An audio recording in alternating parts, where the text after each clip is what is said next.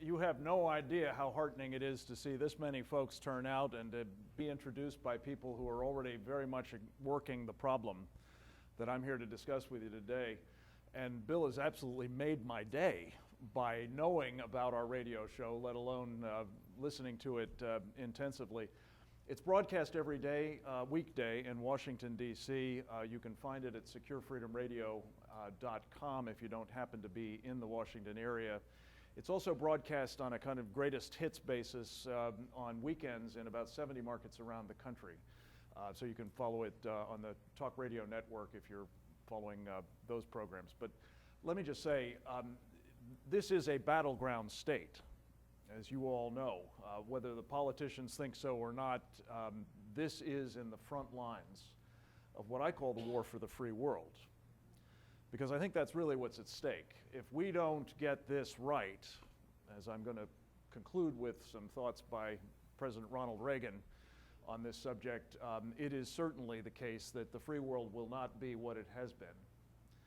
This country will not be what it has been. And I think our lives will certainly not be what they have been either. So with that bracing welcome, let me just start in on what is the problem. And I suspect by virtue of the fact that you're here on a rainy Saturday morning, you have an awful lot of familiarity with this. So I'm going to go through a lot of material as quickly as I can to just give you some background and some specific actionable intelligence, as they say in the military, with which to, I hope, fight this war for the free world.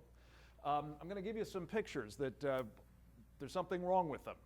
And we're going to talk about what's wrong with them. Anybody been in a TSA line lately?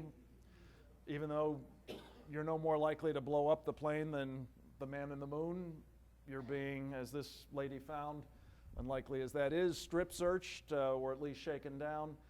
Why is that? How about this? Robert Mueller has now purged the files of the FBI of 700 documents, 300 briefings on the grounds that there was material in them that was deemed offensive to Muslims. I like this picture because I think that's kind of what's left of our counterterrorism capabilities if we go down this road. Anybody know this character? Now sporting a beard, but about to have it shaved off apparently, but you may not recognize him as a perpetrator of workplace violence. But that is, of course, what he's been called, even though he's a mass murderer in the name of Jihad, a soldier of Allah. How about this? The embassy in Cairo on September 11th, the black flag of Jihad being raised and the American flag desecrated. What was that about? How about this? Our ambassador, Chris Stevens, murdered in an attack the same day in our consulate in Benghazi, Libya. The next morning, of course, we heard, despite what you've been told lately, the president talking about some terrible video that had set this off. In fact, he made it clear in his UN General Assembly speech about 3 weeks ago, the future must not belong to those who slander the Prophet of Islam. What's wrong with that picture? That's exactly out of the litany, the playbook, the demands of Al-Qaeda, among others. And yet here he was last week insisting to that guy, Mitt Romney, that actually in that Rose Garden address, he had called this an act of terrorism. That is not true.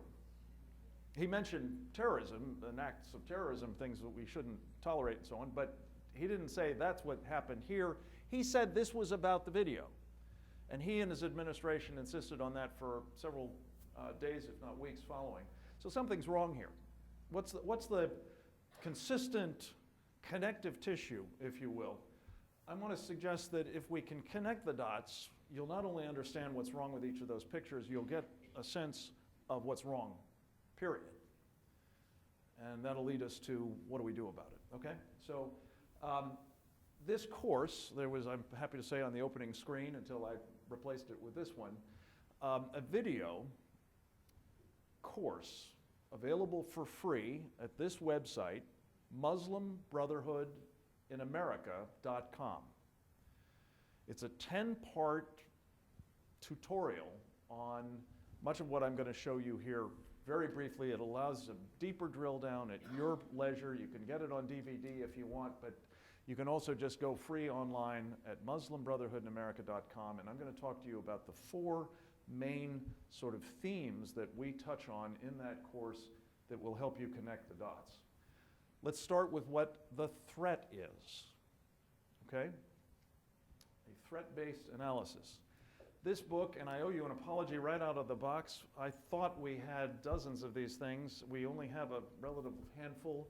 The good news is you can get them, the contents for free at another website. If you're writing these down, ShariahTheThreat.com. It was a book that we put together with 19 of the best people I know, including several that you may know. Lieutenant General Jerry Boykin, you've come across him, I hope, former number 2 intelligence officer in the Pentagon, one of our country's most distinguished heroes. His colleague, Lieutenant General Ed Soyster, former director of the Defense Intelligence Agency, and Jim Woolsey, former director of the Central Intelligence Agency, actually director of Central Intelligence, as they say, in President Clinton's administration. Also another fellow you may know here, Andy McCarthy, who prosecuted the blind sheikh, and I'll come back to him in a bit, but extraordinary people, patriots everyone, people who went to school on this threat to tell you about it and give you basically a handbook for what, again, we need to be doing.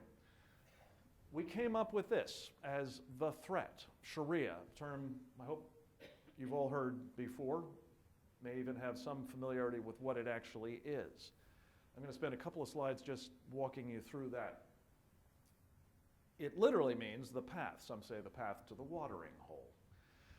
It is, in fact, not simply about personal religious practice. There's about 10% of it that has to do with, what you wash before you eat and pray, and what you don't wash and what you don't eat, and which direction you pray and all that. But actually, the bulk of it, the other 90%, is this: a comprehensive, totalitarian, and supremacist Islamic political, military, and legal program. It is, in short, a comprehensive ideology or doctrine that those of you, and I see a few of you out there like me of a certain age, you might remember is pretty much the way you would describe communism. Some people have said, and I think it's a great way to describe it, this is communism with a god.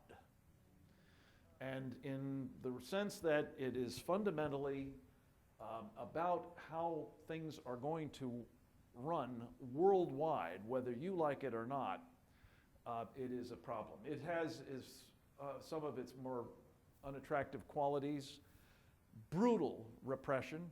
This is a public flogging. This is a girl whose picture appeared on Time magazine's cover, her nose and ears having been severed by her husband in Afghanistan, sort of symptomatic of how women get treated under this program, among other folks.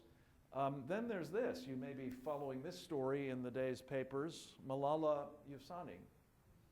This is a gal who, for having the temerity in Pakistan to argue that girls ought to be educated, took a bullet to the brain from the Taliban. This is how she looks now.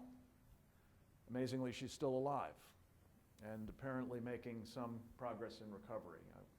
Keep her in your prayers too. But this is really what it's about. Sharia is about domination. It is about replacing all other forms of government, all other religious practice, all other doctrines with this totalitarian supremacist one, and impose it globally. It is, in short, and if I could leave you with one sentence and you forget everything else I say, I hope it's this. Because if you get this, everything else becomes manageable. If you don't get this, this is in the way hard category. Why? Because if you buy into the notion that what we're up against here is really nothing more than a religion, you have to treat it the way we treat religion in the United States, which is deferentially, with tolerance. Practice freedom of religion is in our DNA, right? But if you understand that this is actually a political program that is seditious in character, well, that's actually illegal in our country. And there are plenty of things we can do about it. So I'm going to talk to you about how this works out, but let me just make this point, because you will sometimes hear, especially here in Michigan, that actually this is all wrong. Sharia is just kind of whatever people want it to be, and it's perfectly consistent with the Constitution of the United States. Now, some of the previous slides indicated that probably isn't so. But I would suggest to you that if you actually apply a modicum of sense to this and think about, for example, the law of Saudi Arabia, or the law of Iran, or the law of Sudan, or Somalia, and probably soon Egypt, you'll recognize those bear no resemblance to societies governed by our Constitution. And so I want to say to you two things. There are two possibilities as to what is going on when somebody makes that claim, that this is actually consistent with our Constitution. One is they don't have a clue. And there are a lot of people who don't. And when people say, you know, geez, I don't practice my Islamic faith in accordance with Sharia, they may actually be right. They may, I think, be part of the majority of American Muslims who don't want to impose it on anybody else or have it imposed on them. And indeed, I think that's the majority worldwide. But the likelihood is that if they are prominent enough to be telling you what Sharia is, especially on some national or international broadcast, well then the other explanation applies. They're lying. They know exactly what Sharia is, and they know that it is not consistent with the Constitution. This is a not only permissible activity under Sharia, it is obligatory. They call it taqiyya. You must lie to advance the faith. If by failing to do so, it would, suffer a reverse. So be steeled against that, especially when you're dealing with these folks, the Muslim Brotherhood. Everybody's heard quite a bit about them lately, I think, notably the fact that they are now in charge in Egypt and coming to power in most of the rest of the Arab Middle East. I'm going to tell you a little bit about these guys because this is really, I believe, the most serious program or advocate of the Sharia program in the world today. What are the Brotherhood's goals? Explicitly, they are, as I indicated earlier, to achieve Sharia's dominance worldwide and to have somebody they call a caliph rule according to it. The caliphate existed for thousands of years until Ataturk toppled it in Turkey. They want to bring it back. That's why the Muslim Brotherhood was started by Hassan al-Banna in 1928. Well, interestingly enough, those two goals, Sharia's triumph worldwide and the caliphate's restoration, are the goals of this cat, the late and unlamented Osama bin Laden, and this cat, his now successor, Ayman al-Zawahiri. Formerly, by the way, both Muslim brothers, as indeed have been just about all of the jihadists that we consider to be the threat, whether operating under the banner of Al-Qaeda in the Arabian Peninsula, Al-Qaeda in the Maghreb, or Jamaat al-Fuqra, or Jamaat Islamiyah, or the Taliban, and on and on. The only difference is in tactics. The Muslim Brotherhood believes that you should only use violent jihad. They're not opposed to it. They believe it's God's will to use it ultimately, but you only should use it when it is likely to succeed. Sensible, practical, and how this organization has survived in the face of a lot of repression, sometimes more intense than others, in Egypt and elsewhere since 1928. This is another important takeaway, folks. Al-Qaeda and the Muslim Brotherhood do not have differences in terms of their goals or their purposes, only in how they achieve them. And what's particularly worrying is if those differences begin to contract, because the Muslim Brotherhood is persuaded that the time has arrived for the old-fashioned preferred kind of jihad, well, that's a problem, as we'll see. Don't take my word for it. These guys are pretty categorical about what they're engaged in. Their creed, which has not changed since 1928 and is embraced by Muslim brothers to this day worldwide, is as follows. Allah is our objective, the Prophet is our leader, the Quran is our law, jihad is our way, and dying in the way of Allah is our highest hope.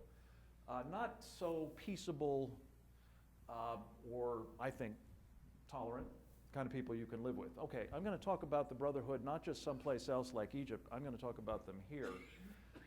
This is, interestingly enough, a document that was found, and I love telling this story because it's one of those kind of jaw-dropping providential interventions that's always fun to share with other people.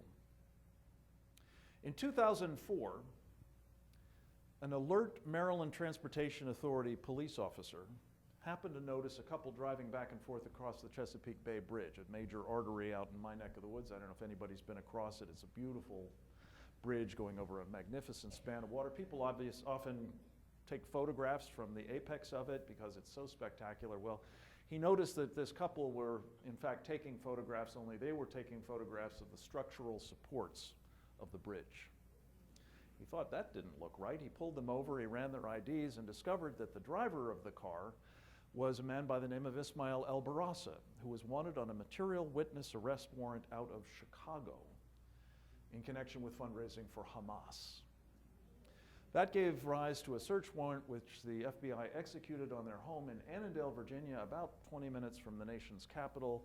They went top to bottom, and lo and behold, found below the bottom a secret subbasement in which were 80 banker boxes worth of documents that made up the archives of the Muslim Brotherhood in America.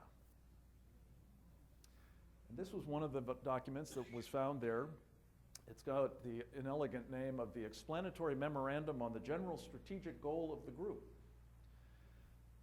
It is a strategic plan for the Muslim Brotherhood's operations in the United States. And this was the mission statement. Let me read it to you. A civilization jihadist process, a kind of grand jihad in eliminating and destroying Western civilization from within. From within. Sabotaging its miserable house with their hands, meaning yours, and the hands of the believers, so that it is eliminated and God's religion is made victorious over all other religions. Again, hard to construe this as anything other than a pretty serious threat, right?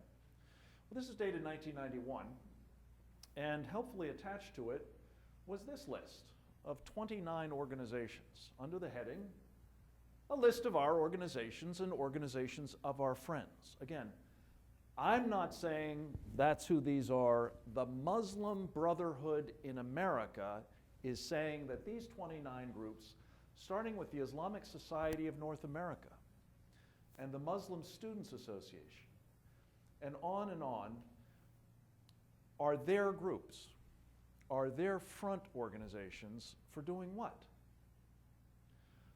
For waging civilization jihad inside the United States for the purpose of destroying Western civilization from within by our hands. Now, while this is 1991, 21 years ago, these groups still represent the most prominent Muslim American organizations in the United States. Did you hear me? Muslim American organizations. So when you see on television, even on Fox, individuals from, say, the Islamic Society of North America, I want you to think, That was on the top of the Muslim Brotherhood's list of organizations that they declare to be theirs or theirs of their friends. It is, in fact, the largest Muslim Brotherhood front in the United States. You may also see people from the Council on American Islamic Relations. We just heard Mark is being sued by them. Well, you won't find them on this list, but that's not because they're not one of these organizations. It's just they didn't come into being until 1993. And we happen to know that that is a relationship, not only because the predecessor, it's actually off this chart, but the predecessor organization was the Islamic Association for Palestine, IAP, whose leaders met in Philadelphia in 1993 for the purpose of setting up a new organization called the Council on American Islamic Relations for the purpose of waging political warfare and raising funds for Hamas inside the United States. You say, how would I know that? Well, just as these documents were introduced into evidence in the largest terrorism financing trial in American history, the Holy Land Foundation, so were the wiretaps of that organizational meeting of the Council on American Islamic Relations. Back in the day when, before Bob Mueller shrank our counterterrorism capabilities, we actually surveilled these jihadists in meetings like the one that they held in Philadelphia, and we have the full transcript in the public record where they talked about waging political warfare and raising money for Hamas. Okay? So moving right along, these guys are here, and these are examples, we don't have time to go through all of them right now, of the kind of civilization jihad that the non-violent Muslim Brotherhood is engaged in through those kinds of organizations inside your community and state, and those of others around the country. I'll just go through them quickly. Keep the infidels ignorant of the true nature and progress of Sharia. Prohibit blasphemy and slander. Been hearing a lot about that lately. I'll come back to that in a bit. Demand concessions of various kinds. Get into the educational system. I'm sure you're sensing that here. How about interfaith dialogue? Anybody had your pastor or your rabbi tell you about how important it is to embrace these Islamists? This is one of my particular favorites because it is so insidious. Sharia-compliant finance. And by the way, all of these are described in much greater detail in the course than we can do today, but check that one out. You actually own, now it's a shrinking piece of it, but you actually own the largest purveyor of Sharia-compliant insurance products in the world, an outfit called AIG. I'm going to come back to this in the courts because Mark and others here are doing extraordinarily important work on that. But let me focus in on that last point. Putting Muslim brothers into positions of influence. And really the rest of this is going to be about that, because I think if you want to know what's wrong with these pictures, this has a lot to do with it over a period of time. The Brotherhood's penetration of our government. Let's start with the matter at hand, shall we? These are 7 people that we have done dossiers on. The course addresses 6 of them. This last guy I'm added in because it's so topical. I've also done a short pamphlet on this, which you can get from David Horowitz's Freedom Center. It's entitled The Muslim Brotherhood in the Obama Administration. Light reading, but I commend it to you. I'm going to go through these very quickly. You have heard about her probably because when an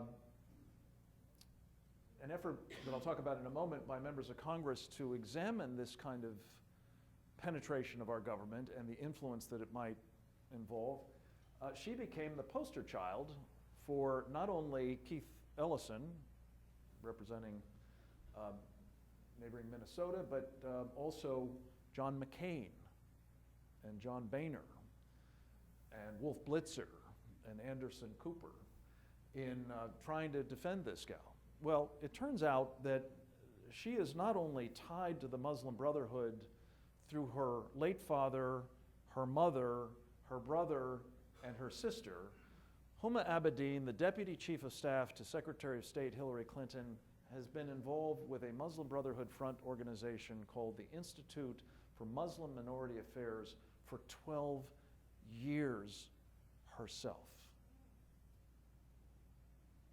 Is that a problem? Well, let's talk about it more in a minute.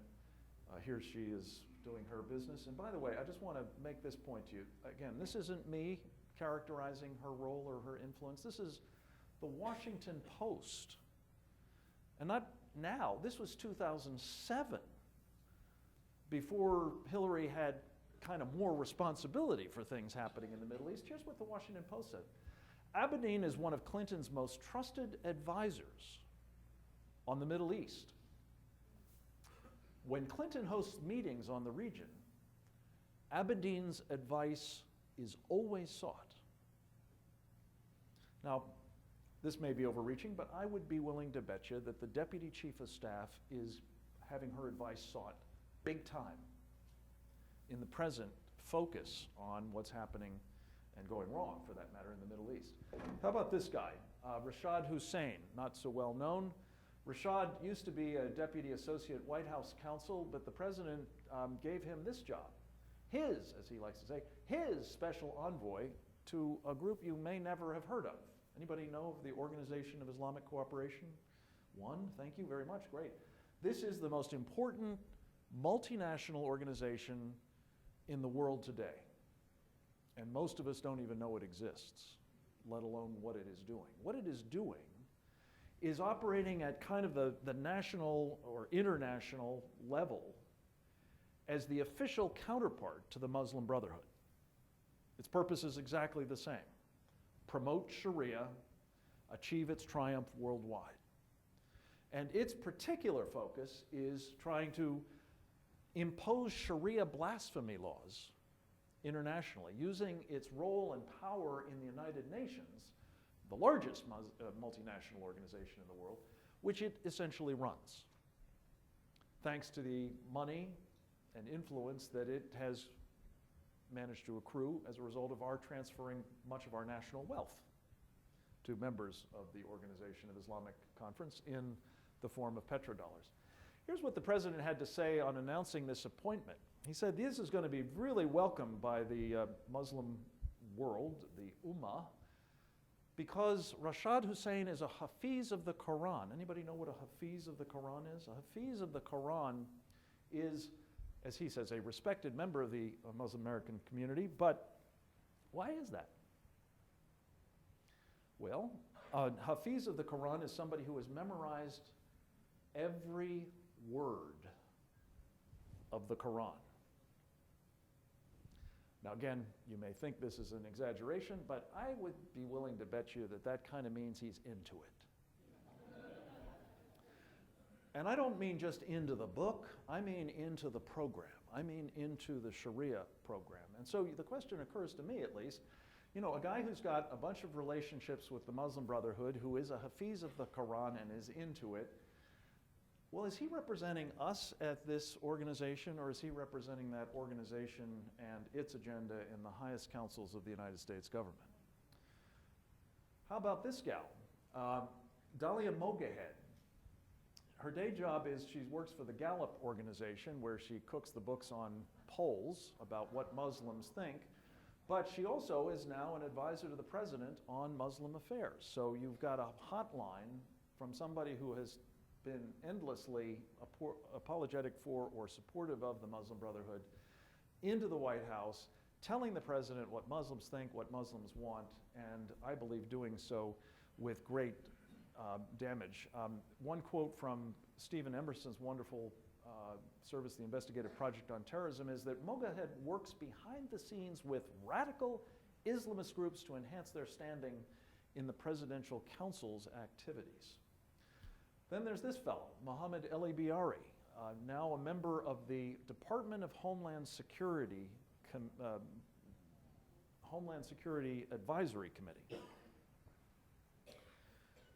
Mohammed El-Biari, this was a long story and we cover it at length in MuslimBrotherhoodInAmerica.com. I won't do it here except to say this guy pulled off one of the great influence operation hat tricks by creating conditions, which I can get into if you'd like to in Q&A, whereby he got Bob Mueller to shrink our counterintelligence services, counterterrorism services.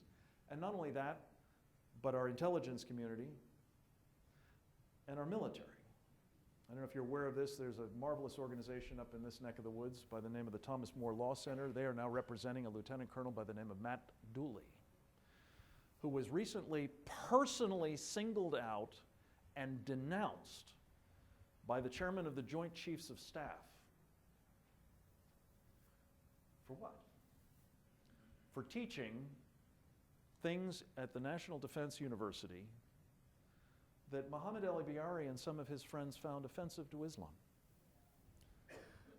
Never mind, they happen to be true, but that's now impermissible, and an example has been made of Colonel Dooley that you can bet is having a chilling effect on what's left of our counterterrorism training in the United States government.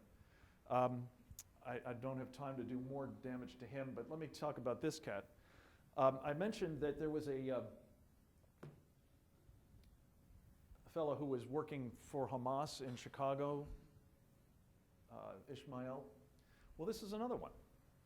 Prominent fixture in the Muslim American community in Chicago, tied in multiple ways to Hamas and fundraising for it. In fact, he used to work for that organization, the Holy Land Foundation, whose trial down in Dallas I mentioned earlier in connection with that memorandum. Well, so what's this guy doing in an FBI Citizens Academy, a 6-week training program, capped off with visits to places like this? Well, you can't read this, I'm sure, but that's the symbol of the National Counterterrorism Center, one of the most sensitive facilities in the United States government.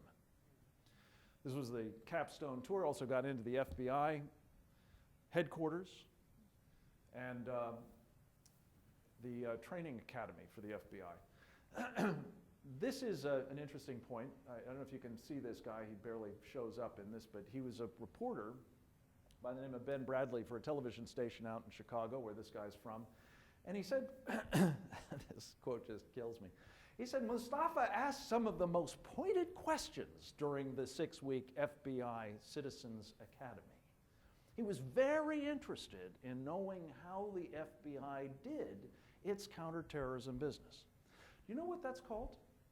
That's called intelligence collection by an enemy inside the wire. Again, I ask you, what's wrong with this picture? Then there's this fellow, Mohammed Majid. Arguably, he is one of the most dangerous of these characters because he not only is associated with, not only speaks out on behalf of, not only works for the interests of, he runs the largest Muslim Brotherhood front in America. The one I showed you at the top of the list, the Islamic Society of North America. But not to worry, he's a member of the Department of Homeland Security's Countering Violent Extremism Working Group, the most important contribution of which to date has been developing guidelines, not just for DHS, but for the entire United States government, with respect to how anyone who wants to do training on countering violent extremism, that may not be a term you're familiar with, that's a euphemism. It's meant to replace that offensive term, terrorism, which of course is a euphemism for jihad, which we must not say. But now the guidelines promulgated by Muhammad's, and by the way, the other Muhammad al-Biari, is also on this, as is Dalia Mogahed. So you have 3 Muslim Brotherhood operatives defining the guidelines for how we train to counter the Muslim Brotherhood.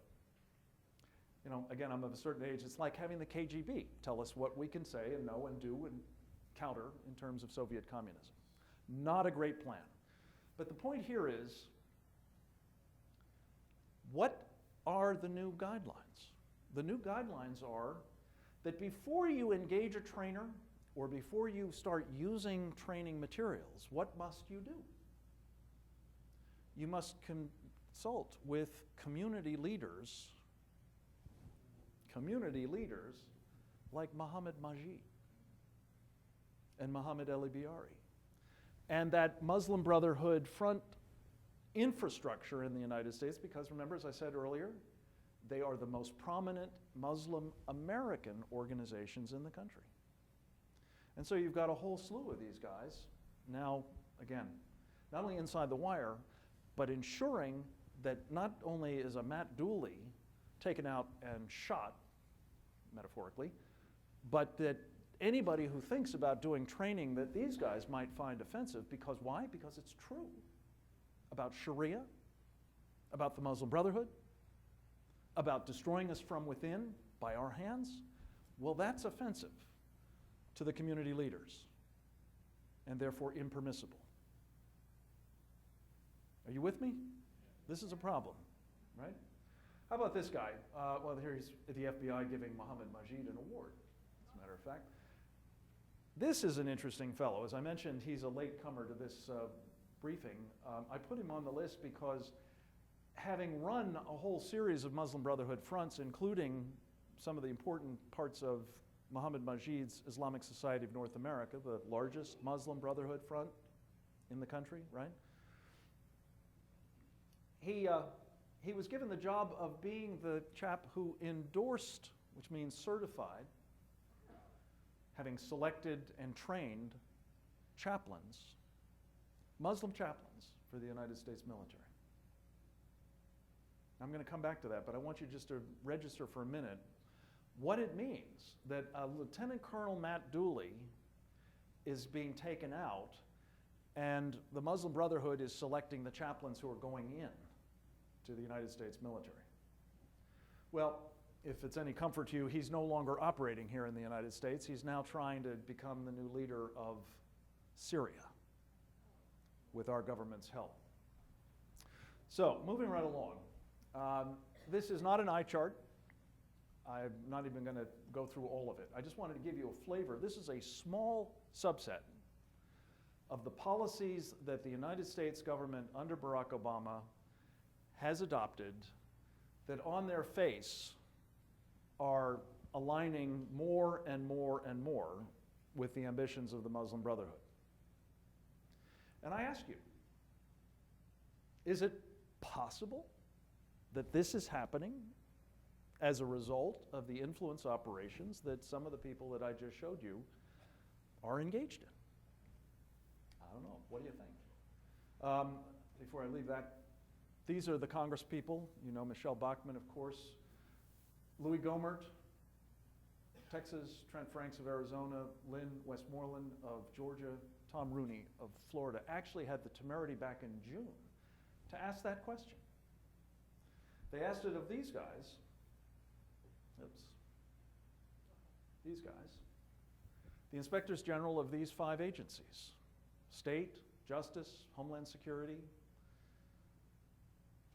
the Defense Department, and the Director of National Intelligence. You've got people that have associations with the Muslim Brotherhood working either on your payrolls or as advisors or as liaisons to the Muslim American community. Could they be contributing to specified policies that are very problematic? They have been excoriated, particularly Michelle, for even asking those questions, and they've gotten no answers, not from one of these guys. Which brings me to this kind of bottom line on this whole story of influence operations. This isn't some abstraction. This is actually beginning to have very practical consequences. Some have called them tectonic shifts in the Middle East. We haven't begun to really reckon with the full implications of turning over one of the most strategically placed, most populous, and best armed countries in the world, armed, by the way, by us, with our best weaponry. Having that now under the leadership of this guy. What's he doing? He is bringing the Brotherhood's agenda very much to the fore at home He is undermining Israel. Make no bones about it. The Brotherhood is intent on destroying the Jewish state. He is doing so in part in league with Iran, with whom he has renewed ties. Now, you may have heard this proposition that Sunnis, like those in Egypt, particularly the Muslim Brotherhood type Sunnis, can't possibly work with Shia of Iran. Well, not only is Mohammed Morsi restoring ties with these guys and traveling to Iran for the purposes of promoting those ties, he also, we're told by one of our colleagues, has begun the process of seeing what the Iranians will do to share their nuclear weapons technology with the Muslim Brotherhood. Think about that. This fellow in the middle, you may or may not remember. I mentioned him earlier in connection with Andy McCarthy, the prosecutor who put him away for life. Better known as the Blind Sheikh, his name is Omar Abdul Rahman. He is the fellow who orchestrated, among other things, and gave his clerical authority to the effort to destroy the World Trade Center the first time in 1993.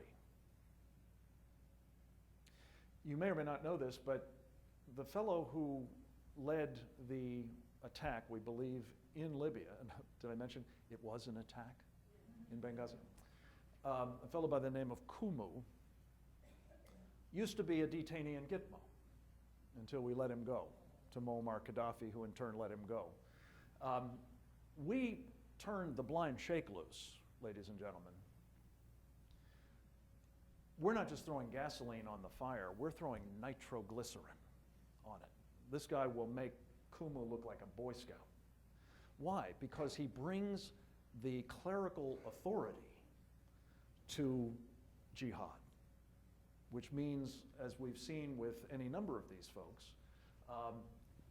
it's game on in the most violent ways. And I think that Obama's going to let him go after the election, by the way. Oh, this seems to be the way we're looking at this guy these days, and bigger than life.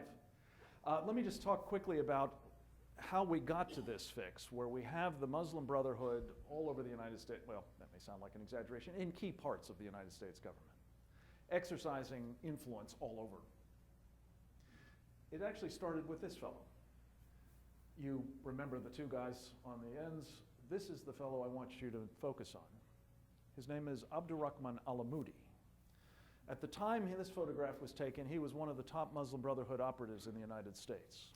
Turns out he was also an Al-Qaeda financier.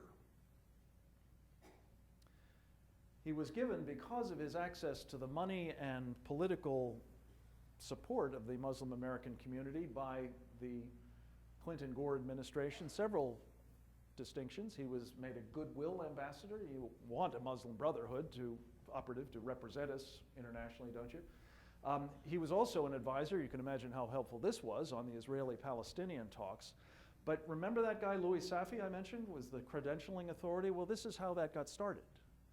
They put one of the top Muslim Brotherhood operatives and Al-Qaeda financiers in charge of credentialing not only chaplains for the United States military, but for the US prison system.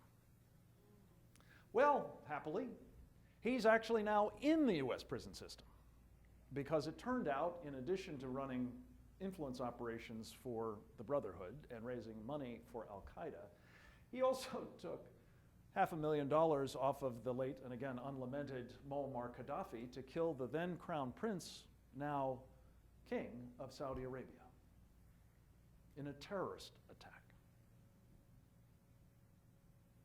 Sadly, while he's serving hard time in the prison system, as far as I can tell, the chaplains that he appointed to work it are also still in the system. Well, this was a pretty good deal for the Muslim Brotherhood. I mean, this is considerable access and influence and a platform from which to run jihadist civilization, jihadist operations. But what would happen if, instead of that guy winning in 2000, that guy won? Better hedge your bets if you're a shrewd political operative, and these guys are nothing if not shrewd. So what did he do? In 1998, that Al-Qaeda financier joined forces with this guy. Anybody know him? Grover Norquist? You probably didn't know he ran a Muslim Brotherhood Front organization out of his offices. You almost certainly know him as the president of Americans for Tax Reform. You may even have thought that this guy was one of our most important conservative leaders. I did. It's one of the reasons why I moved in my organization, the Center for Security Policy, into shared office space with him for 7 years. But unfortunately, a month into that 7-year biblically long tenure, one of my colleagues came to me and said, "Do you know that there's an Islamist front on the other side of that Xerox room," which we happened to share? I didn't at the time, but I've gone to school on it since, and count them, 5 parts of that course that I commended to you at MuslimBrotherhoodAmerica.com lay this out.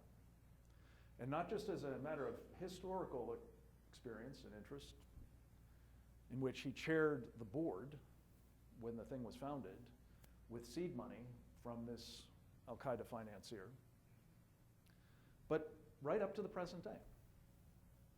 I'm going to just show you a couple of slides. You know, you saw those 7 folks,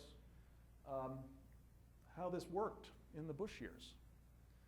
Here are 6 of them. You've already been introduced to this fellow. I'm going to show you each of these guys in turn, give you a flavor of what they've been up to. Well, here is Abdurrahman al-Amoudi with then Governor Bush in May 2000 at the governor's mansion. It's part of an effort to romance these guys that the Bush campaign made. How did a guy like that get there? Well, same meeting, here's his deputy, a fellow by the name of Khalid Safuri. Abdurrahman al-Amoudi's right-hand man, running operations for him in the United States and also in Bosnia. This guy became the Muslim outreach coordinator for the Bush campaign in 2000. How about this fellow? I mentioned CARE, the Council on American Islamic Relations, Mark's good friends. This is the fellow who was wiretapped in 1993 in Philadelphia as a leader of the Islamic Association of Palestine, setting up the Council on American Islamic Relations. Here he is with George W. Bush shortly after 9/11. What's he doing there? And in many other meetings as well. This is a fellow you may have heard of too. Like Abdurrahman al-Amoudi, he wound up doing Hard Time. Some years after this photograph was taken of him with candidate Bush on the campaign trail in Plant City, Florida in March of 2000. He went to jail because he was running Palestinian Islamic Jihad out of his South Florida University professorship at the time that he was photographed with then candidate Bush. Wonder how he got there. This is one of the most dangerous clerics in the United States. I mentioned the blind sheikh. I would argue this guy is almost as bad. He's more presentable because he does the civilization jihad for the moment, not the violent kind. But he ran a number of these very important Muslim Brotherhood fronts, including the Islamic Society of North America. He now is associated with one of them that is doing fatwas, the Fuqra Council. Here he is presenting that Bible that Rashad Hussein memorized to George W. Bush, on the occasion prompting George W. Bush to say that the teachings of the Quran are about peace and good. An influence operation. I've left one of them out, and forgive me for doing that, but let me just jump to the chase. What are these guys doing to target this guy? This is Sama Norquist, Grover's Palestinian-American wife. Sama, last Friday, a week ago, was announced to be one of the co-chairs of Arab Americans for Romney. And these are just a few of the things that I think should disqualify her, myself. She not only supported the Ground Zero Mosque, she signed a public letter, you may remember this back in August of 2010, denouncing Republicans and conservatives who opposed it. Worse, she has been working with Grover at something called the American Conservative Defense Alliance to promote the evisceration of our military, something he's very actively championing, by the way. And then there's this. With her help, with his help, I should say, she's helped start something called the Campaign for a New American Policy on Iran, SNAPI. SNAPI has, we know from documents that were introduced into court, had a three-part agenda. Cutting off US government funding for the opposition to the regime in Iran, ensuring that no further sanctions were imposed on that regime, and blocking any effort to use military force to prevent it from getting nuclear weapons. I don't know about you, but that lines up pretty much with the ambitions of the Iranian regime. One of the most dangerous on the planet, and as I say, ones that are now, on the basis of their mutual affinity for Sharia, despite their differences about some of the fine points of Islam, perfectly prepared to make common cause against the rest of our enemies of the Sunni stripe in the Muslim Brotherhood and elsewhere. My question to you, ladies and gentlemen, is, with people like this beginning to surround Mitt Romney, if that is not corrected, will they exercise the kind of influence that they did on the Bush administration, which I suggest set the stage for the influence that is now being exerted in the Obama administration? Let me close with just a very quick bit about what's to be done. And I know my colleague is going to be dealing with this at greater length, so I'm going to touch on this very briefly. Part 10 of our course at MuslimBrotherhoodInAmerica.com is all about this. So again, if you want to know more, at least of what I think you can do, check that out. I encourage you, as I do in the course, to work your way through as much of the other 9 sections as you can, because frankly, as I indicated earlier, when you're dealing with folks like the Muslim Brotherhood, you need to know what you're talking about. These are not only, as Mark mentioned, dangerous folks, they're very good at their job. And they eat people like us up for lunch, because most of us don't know very much about them. Most especially, we don't know much about taqiyya. I talk about in the course 3 different kinds of things that you can do. You can do things as individuals. Right now, this may have come to your attention, there's an election in a little over 2 weeks. You know, you were, yeah. At this very moment in time, you have an extraordinary opportunity to have the attention of people who want your vote and or your dollars on November 6th. Take advantage of it. Make sure they know what you know, and if they don't, make sure they know they need to know it if they want your support going forward. It's a powerful moment of leverage. It doesn't come around very often. You can do things as part of groups that you obviously can't do as effectively as an individual. This is one of them. I'm delighted that you're here in connection with their ministry. There are others as well. You may even think that there's something that isn't being done by somebody, and with your skill set and your energy, you may want to start your own. I encourage you to do so if you're really sure that somebody else isn't already doing it, but even if you are sure of that, learn from others who are already in this space, because it'll help you get up the learning curve and avoid unnecessary, duplicative, hard-learned mistakes. And finally, there are things that we need to do as a nation. And again, I give you examples in the course on all of those. But let me just drill down for a moment on this one. I mentioned the courts. And Mark is working this problem right here, right now. And it's one of the reasons why I said at the beginning, this is a battleground state. 4 states have adopted an effort known as American Laws for American Courts to prevent our court system from being one of the ways in which the stealth jihadists insinuate Sharia into this country. You may think, well, if you're here, you probably are smart enough not to think this, but most of us think, well, what other law would be practiced in American courts? And the sad truth of the matter is, unless you actually look at it, you probably won't know that among the foreign laws that are being observed under what's known as comity by judges, in a number of cases, is Sharia.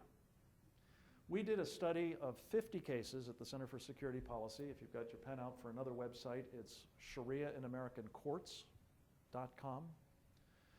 You can download it again for free. Take a look at it. 50 cases, just at the appellate court level. Just a way to sort of get our hands around this larger body of jurisprudence. Of those 50 cases in which somebody tried to get Sharia used to adjudicate a dispute, principally, as you might expect, family law. In 27 of those cases in 23 different states, the court upheld the use of Sharia. Always to the detriment of women and or children, who had rights under American law that were not allowed to apply. The most egregious example of these you may be familiar with was one in New Jersey in 2010 when a former politician turned state judge appointed to the bench ruled that a woman who was Moroccan originally, became a naturalized American citizen, came to this country with her Muslim husband, and who was being systematically tortured and raped by him, could not get a protective order because the judge ruled that he could find no evidence of criminal intent. The husband was simply practicing what he believed were his religious rights under Sharia. Now, fortunately, that was overturned on appeal, but the point is it's happening in America.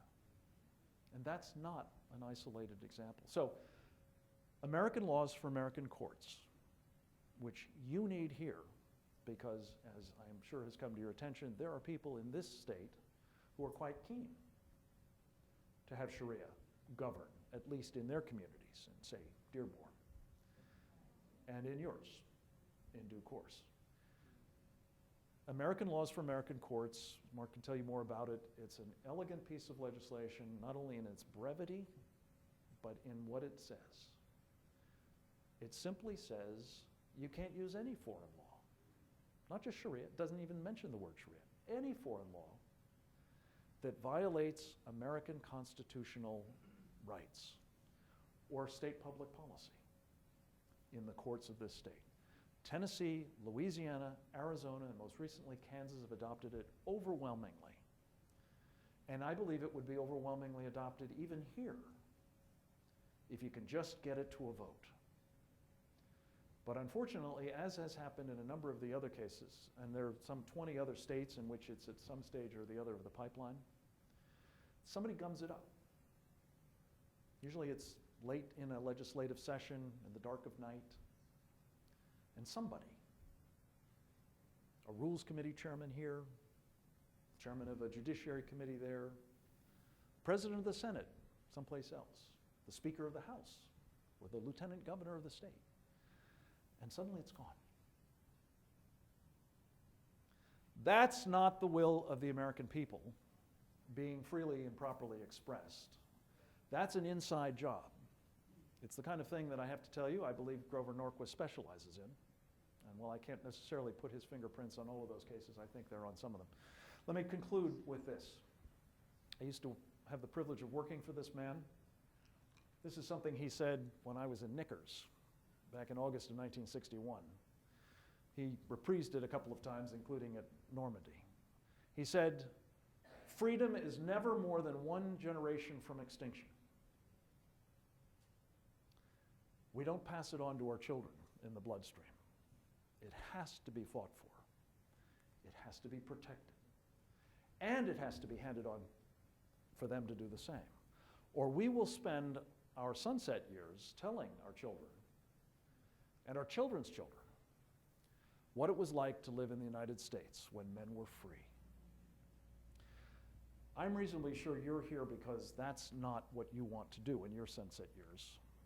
And I also believe that you already understand, before I got here, that's what's at stake in this war for the free world, is what kind of world your children and your children's children, what kind of America they're going to live in. And if you'll join forces with people like Mark who are working the problem, and Bill and this group and others, Act for America, Eagle Forum among them, you can get this done. I pray you will. Thank you very much.